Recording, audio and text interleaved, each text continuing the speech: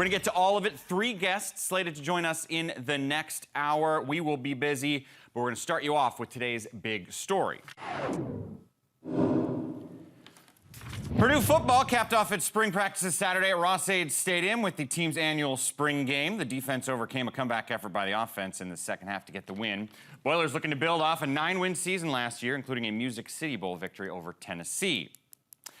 Limited action for Aidan O'Connell, who is our big interview, but he did get out there briefly. Might spend more time chatting with me than he did on the field. Aidan, how would you describe what the spring game was like Saturday? Yeah, it was a rough day for our offense, our starting offense. Me in particular didn't have a great day.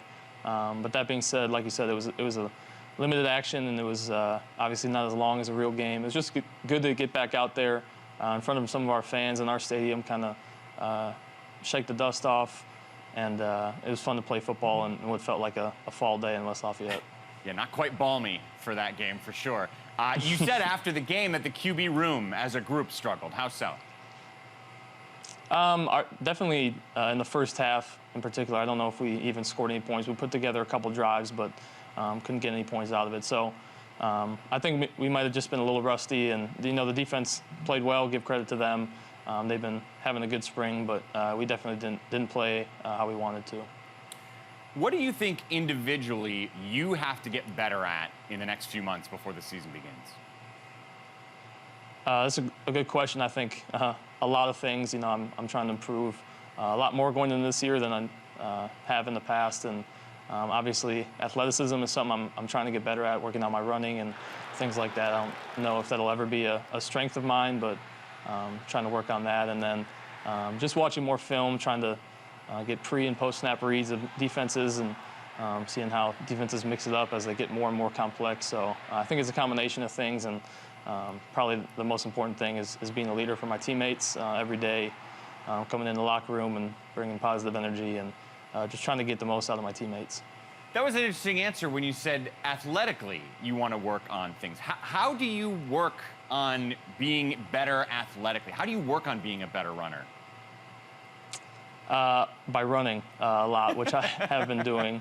And it's something I'm just trying to chip away at. I don't know, like I said, it's never going to be a huge strength of mine, but something I'm trying to get better at, and I'm working at. So a lot of sprint work with some of the strength coaches and stuff like that has been helpful. What do you think you did best last season? I think it was the best thing I did to help our team win was just try to cut it loose. I tried to, not be scared of the result of what's going to happen, and it did lead to interceptions sometimes, probably more than I'd wanted. But I understand playing the role of quarterback. You have to be willing to have a short memory and just try to throw people open and fit into areas that might be small. So trying to have an aggression to that, but also have it be calculated is, I think, the most important thing. How much of your attitude of being able to cut loose and being aggressive stems from you had nothing to lose? You were a walk-on. You weren't supposed to be here. I would say a lot. Yeah, a lot. It's, I definitely hope to be in this position. I'd be lying if I said I knew I was going to be in this position. So, I always thought back then, if I'm ever in this position, I'm going to, like you said, just cut it loose and see what happens. And, I'm going to continue to do so, try to give our team the best chance it has to win. Give me an example of how things are different now as the star quarterback versus when you just began as a walk-on. Almost everything is different. I came in, like you said, as a walk-on, so wasn't really well known. Even within the program, wasn't really well known. And I think I needed those years of just kind of being behind the scenes and being able to figure things out and learn the offense without having to play immediately. I think that helped me a lot. I got to do extra film study on my own and things like that to try to help me prepare. And like I said, I always hoped it would be, because I was in this position. I didn't know for sure that it was going to be that way. But I'm just, the Lord has blessed me with a love for the game, and I think that's carried me a long way. Do your coaches or players ever say to you, like, we're stunned, man, we didn't expect this from you? I don't know if people say that to my face. I think maybe behind the scenes they'll probably say it. So I know people have definitely said it for sure. People when they say it, they usually say it in a nice way, like you surprise us or stuff like that. But most won't come out flat and say, we're shocked that you're doing this. So, but no, I've had the support of my coaches and teammates since I got here, and yeah, they've just been a huge reason I'm in the position I'm in. You got to be super cocky around current walk-ons, right? Just like, you wish you could be me, fellas. No, nothing like that. I definitely have a connection with the walk-ons that come in, a special connection that I don't with maybe the scholarship guys that walk in. It's part of the fraternity. Well, give me an example of someone, doesn't have to be a walk-on, but who's a dude on your team that people aren't talking about, but they're going to by the time the fall gets here? That's a great question. I think a guy who I think probably had one of the best springs for us offensively, I'd say, is Deion Burks, wide receiver in the slot. He's his second year, and he's got a lot of speed. And last year it was kind of just speed, and he was raw and really didn't know what he was doing. But he's had a great spring. He's worked super hard. Has spent time learning the playbook more, and has become a deep threat for us. So I think he's going to have a big fall. We need him to be able to play and catch punt returns and kick returns. So it'll be fun to see him.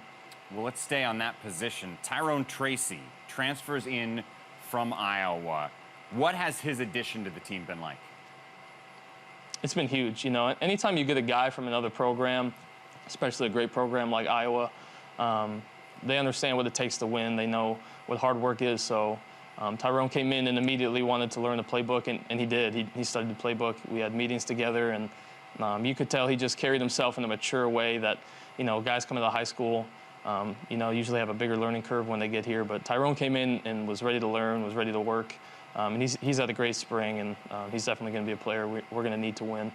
How do you players feel about the transfer portal? We hear about coaches giving their comments, some good, a lot bad. We hear ADs saying it. You hear media people talk about it. How do you guys feel about it?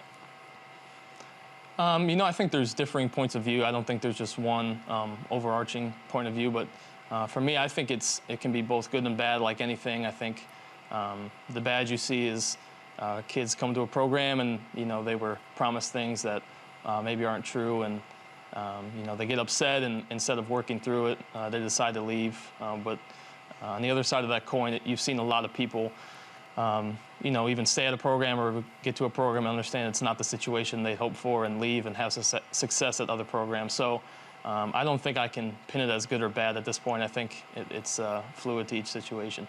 That was good when it came to Tyrone Tracy, huh?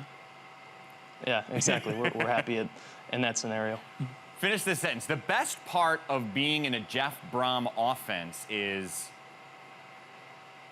getting to pass the ball all the time.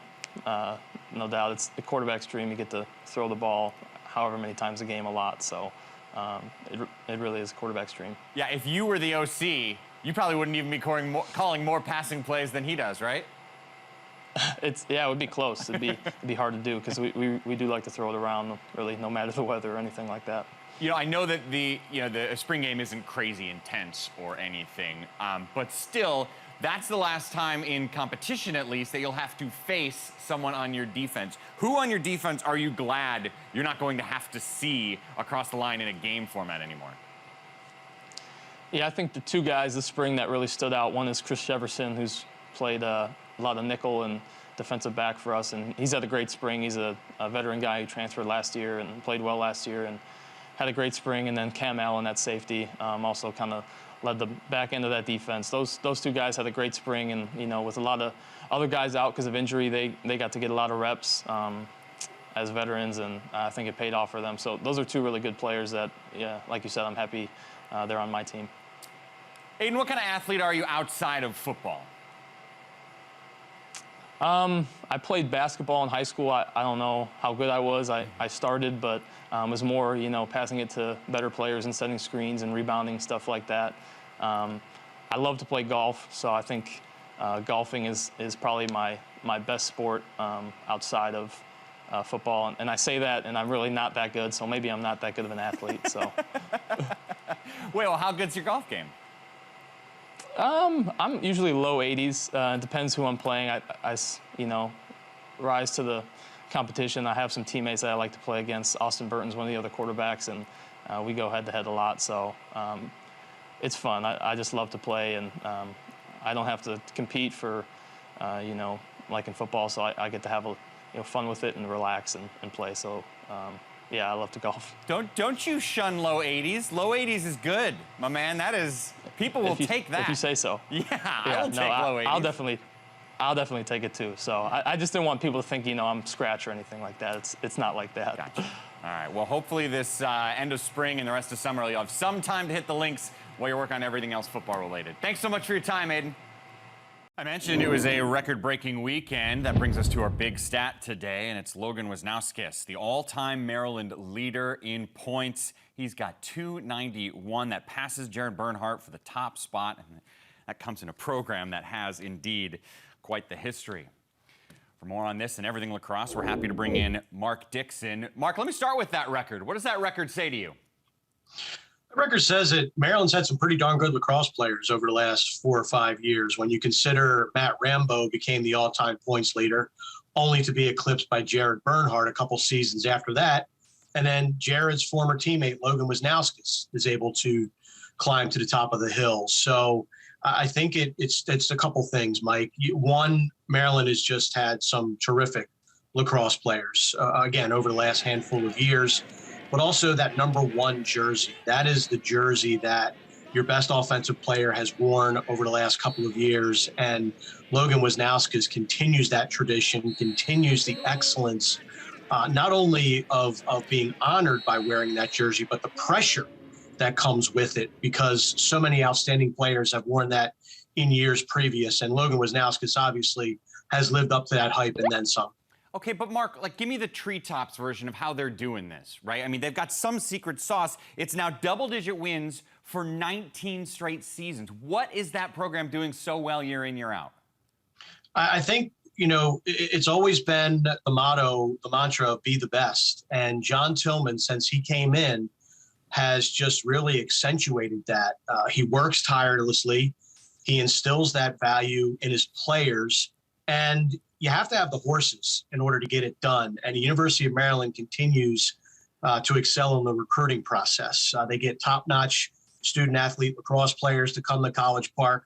But one thing that John Tillman and his staff has done incredibly well over the last few years is they've mined the transfer portal, maybe better than anyone in the sport of college lacrosse. And when you look at the University of Maryland, they bring in players this year like Jonathan Donville from Cornell, Keegan Kahn from Villanova, Owen Murphy is a transfer from Johns Hopkins. Not only do they come and contribute, but they fit in seamlessly and they don't upset the apple cart. So I think it's a combination of attracting top talent, a hard work ethic, and then that tradition of be the best that these guys are just really continuously living up to.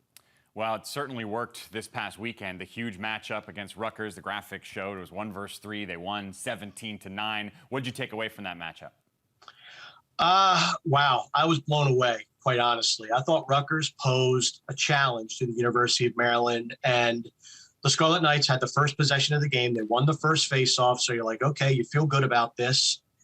They get a good shot, they miss it, then it goes the other way, and before you know it, there's 10 minutes left in the first quarter, and Maryland's up to 5-0.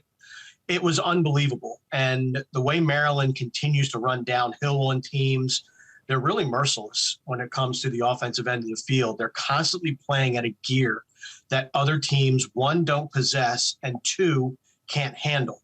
So my biggest takeaway was how fast Maryland played, the energy with which they played, and really how easy, I don't want to use that word, but how easy it was to get up on 5-0. And then from there, they had the face-off work of Luke Weirman, the goaltending of Logan McNaney, and then they have a defense that is as stout as anyone in the country, but they really don't get talked about because the offense has been so prolific. So complete is the word that really comes to mind to sum all of what I just set up for the University of Maryland last night. Yeah, almost doubling up the number 3 team in the country. All right, we could keep talking Maryland for a while. Let me turn to another top 10 team nationally ranked in the Big Ten. That's Ohio State. They got all they could handle against Johns Hopkins the other day, no?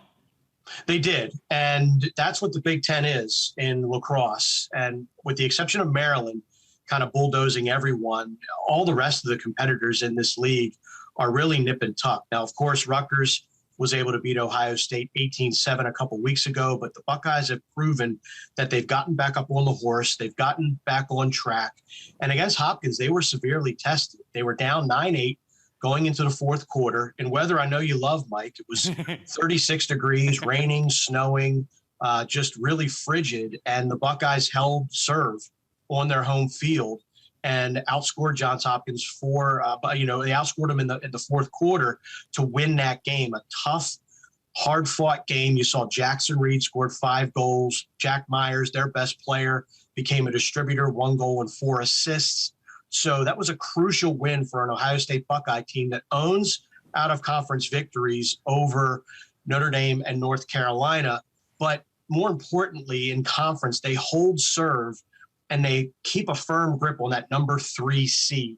That's important for a couple of reasons. One, they'll get a home quarterfinal game if they can continue to play at that clip. And 2, by being in that 3 seed, you stay out of the path of the University of Maryland until potentially that Big Ten final. Well, and you're appropriately looking ahead to the end of the regular season, beginning of the postseason. As we look at the standings in lacrosse, you see overall Rutgers and Maryland both have double-digit wins right now. The Terps, the only team yet to lose in conference play. Where are we overall, big picture, with just 2 weekends remaining?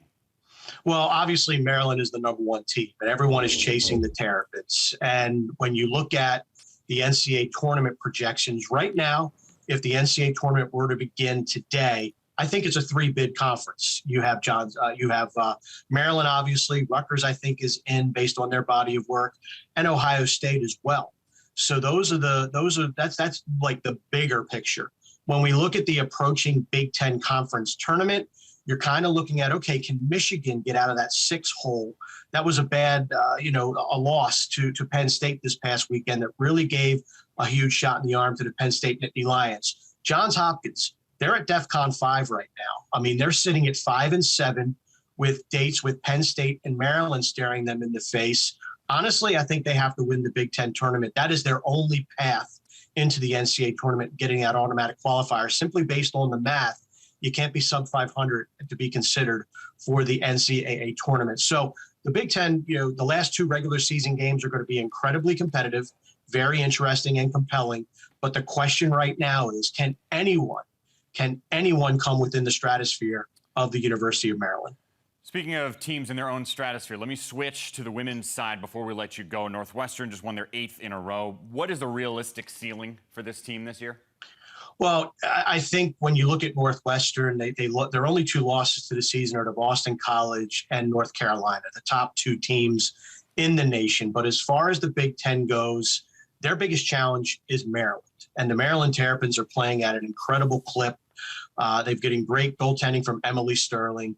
And you look at Northwestern, they lost their top scorer, their top offensive threat, Izzy Skane, before the season began. But you have to give a ton of credit to the Wildcats and Kelly Monty-Hiller. They've continued to dominate Big Ten play.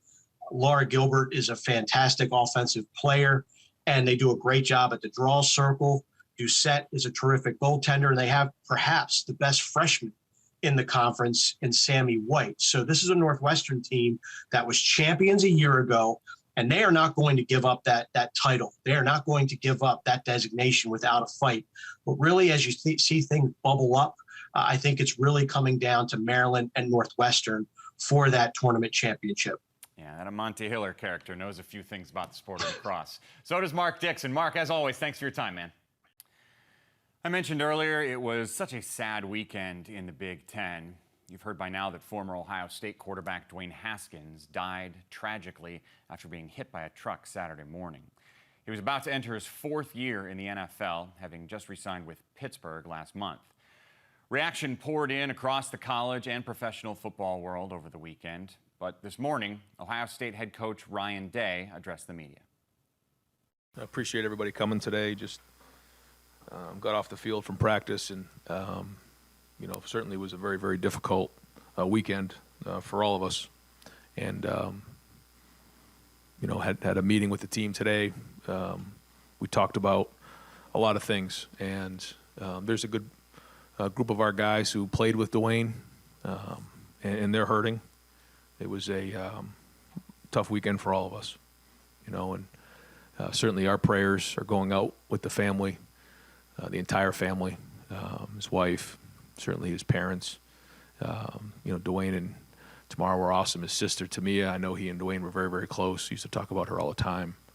And certainly all his friends and teammates. And, you know, it's hard to wrap your mind around something like this, especially when it just happened so tragically to a young person, especially somebody who had such a big heart.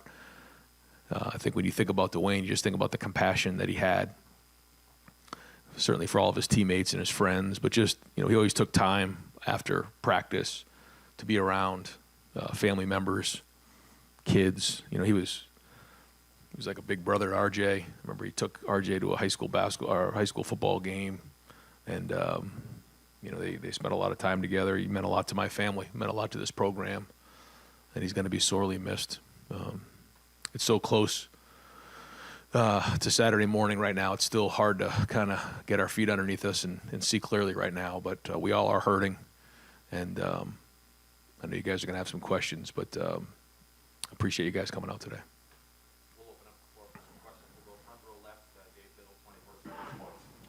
Hi, Brian. What were some of your first impressions of Dwayne when you met him when you first got here in 2017? And what are just some of your favorite memories of Dwayne overall? Yeah, I think the first thing was you just saw somebody who you just enjoyed to be around. You know, our guys really enjoyed being around him. He uplifted others. That smile that he had was just infectious. And he kind of had an old soul about him, you know, somebody who was young and very, very talented on the field, just had a gift for throwing the football. But sometimes when you're talking to him, you thought like you were talking to a 45 or 50-year-old man, you know, just the way he approached life in general. He was a man of faith, you know, and he really had great integrity and values about him. Some of my favorite memories are probably just the day-to-day stuff that we have, that some of those are private, but on the field, my favorite game was the Maryland game. I thought that was the game where he really grew up. I think he had 3 rushing touchdowns in that game, and that was back in his home state, and he was not going to be denied that day. And he showed real toughness, which is something that I know he wanted to, you know, kind of prove to everybody that he was not just a throwing quarterback, because the quarterbacks we had previously with JT and Braxton, they were runners, and they could also throw the ball. But you know, I think Dwayne saw himself as a passer who could also run the ball, and he was trying to show it that day. And that was a very, very, very difficult game, and he stepped up in a big way. And you know, I'll remember that one probably the most. I would have bet money that you would have picked the game against your rivals that year, but I hear what you're saying. Just one more from me. Speaking of that 2018 season, you guys will always be intertwined, you and Dwayne, for revolutionizing the Ohio State offense. Him as the record-breaking quarterback, you as the offensive coordinator calling the shots, and as the head coach for 3 games that season. What are your thoughts about that? I don't know. I think that there's a lot of people that are involved, but certainly Dwayne really kickstarted, you know, kind of the way that we've thrown the ball and the passing game here, and the story of how he was recruited and is quite interesting. And just the way that, you know, he was 11 years old walking through this facility and said that this is what I'm going to do, and then did it.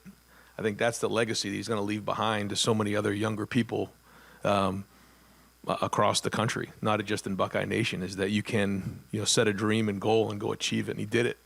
And then really, you know, broke a lot of records that year, that first year in 2018. And I think that's probably one of the biggest legacies he's going to leave behind, is just he set a dream and he chased it and he did it. And but I do think when you think about the passing game now and kind of where it's going and where it is, he's had a big part of that. Ryan, you mentioned, you know, a lot of your guys hurt, and I mean, you've talked a lot about mental health. We were just talking about it a couple weeks ago. Just kind of how have you guys as a program kind of made sure that, you know, those guys who didn't know Dwayne are dealing with it okay? Yeah, we just talked to them that there are, you know, people here that can help, and those resources and assets are there for them. Biggest thing is to lean on each other, and that's when you're part of a family. That's what you do. And you know, that's about all you can do. There's nothing you can do to make it better at this point. I will say thank you to so many people who have reached out in support. I just think that the outpouring of support nationally, opponents, rivals, has just been nothing but first class. And in moments like this, it's bigger than sports and bigger than football, and it means a lot to us to see those people reach out and to support. And have you guys decided if you're going to do anything on Saturday to honor Dwayne? We will. Yeah, we're still deciding on that. Front row right, Joey Kaufman, Columbus Dispatch. My question, guys. Oh, okay. We'll go front row right, Austin Ward, left row. Right, maybe not just Saturday, and I know it's only been 2 days, and you just talked with some of the guys, like, what would you like to do to honor Dwayne beyond a spring game, or for the, I don't know, it's so early on, like, what do you envision, what would the program like to do for him? Yeah. We're still trying to process all of that, and it's, in today's day and age, things happen so fast. We're just trying to digest it all. I have a list of things that I've written down, some probably, too big, some maybe not big enough, and we'll just keep talking about it this week. And, I don't think we'll decide, this week. We're certainly going to do something on Saturday to recognize him in some sort of a tribute, which I think is very, very appropriate, especially, with Buckeye Nation all being together. I heard an interview with him after the Big Ten championship game, and someone asking the questions, I forget who it was in the interview, was talking about all the records he broke and everything like that. The first thing he did was put the praise back on his teammates, God, but then quickly to Buckeye Nation. Buckeye Nation meant a lot to Dwayne. And I think having everybody there on Saturday is significant. Dwayne led a little bit different maybe than JT or some of the quarterbacks before. He did a lot of his work in the locker room, and he had a little bit of that following. They just believed in who he was. And so because of that, he was able to build confidence, and they kind of played with that kind of confidence. And I think that part was special. You mentioned RJ. I don't know what you guys have gone through as a family, but how do you talk with all of your family, but specifically you mentioned that story. How do you talk with him about losing someone like that, as you said, was important? We were in the car the other day, and we were up at a little camp that he went to, and we were driving back and trying to wrap our minds around it. I didn't really have anything good to tell him, really. I couldn't quite understand what to think of it all. It just very confusing, sad, but it makes you hug your loved ones a little bit more, and you just understand how fragile life is. But something like this is difficult to explain. Front row middle, Bill Rabinowitz, Columbus Dispatch. I know you are close with his family. I assume you've been in communication with his family. How are they doing?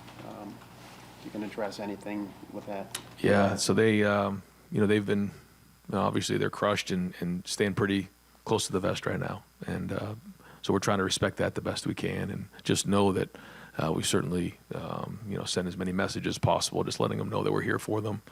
But, what do you say in times like this, other than that we're here for you? And I think Dave mentioned earlier, you and Dwayne are so intertwined. If Dwayne doesn't have the year he had in 2018, do you think that you are here? Do you think this program is anywhere near what it is right now? No, probably not. You think about that TCU game, and you just think about how things happen in life, and certain people are, meant to spend time together, and God has a plan for us all, and we end up on the same path together.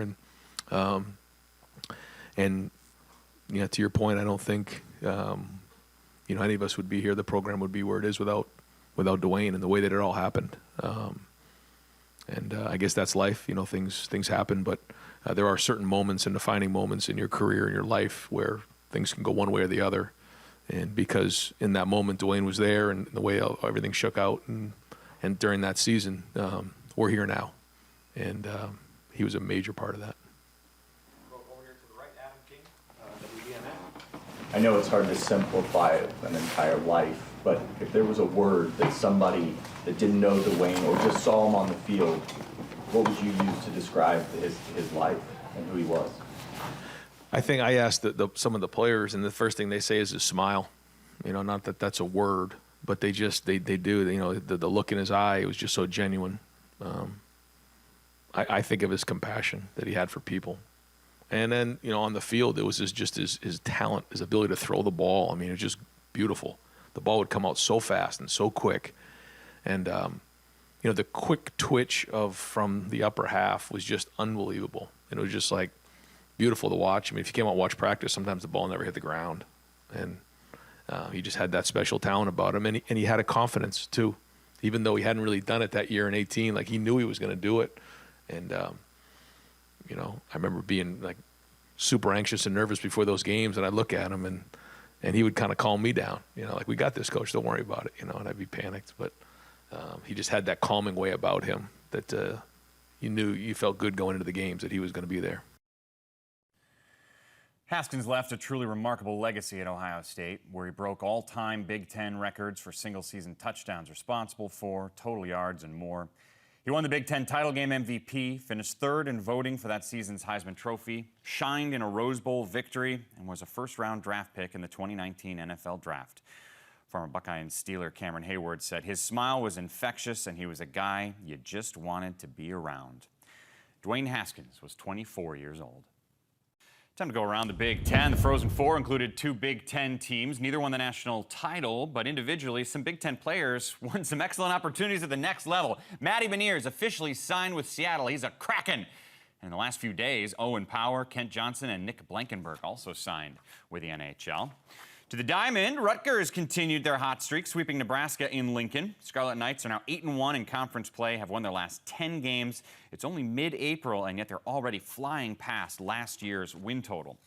To softball, number 9 Northwestern swept Ohio State, including a pair of wins Sunday in a doubleheader. Wildcats have now lost a grand total of 2 games dating back to February 27th. They improved to 8-1 in Big Ten play, trailing only Nebraska, who's now 8-0 in conference play after they swept Michigan State.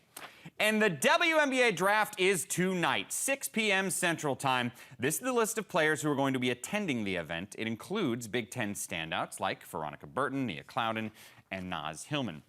Speaking of Big Ten standouts, we're glad to bring in Megan McEwen to talk about this upcoming WNBA draft. 12 teams, 3 rounds. There are plenty of opportunities for Big Ten players to get drafted. But before we go specifically on them, explain why, with only 12 teams, it's so important for these players to be first-round draft picks if they can be.